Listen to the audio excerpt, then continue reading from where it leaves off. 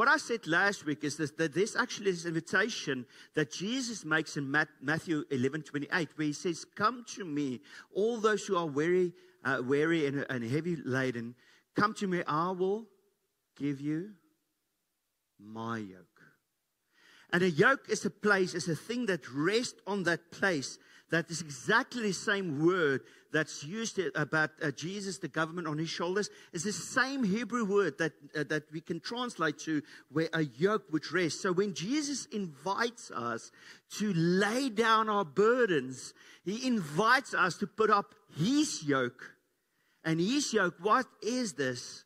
The government, the one that can prevail. So when we come to him and say, "Jesus, I cannot carry this anymore," he gives us the ability to prevail. When we feel like we are failing, we go to Jesus and say, "Jesus, I'm failing." He gives us the yoke of victory.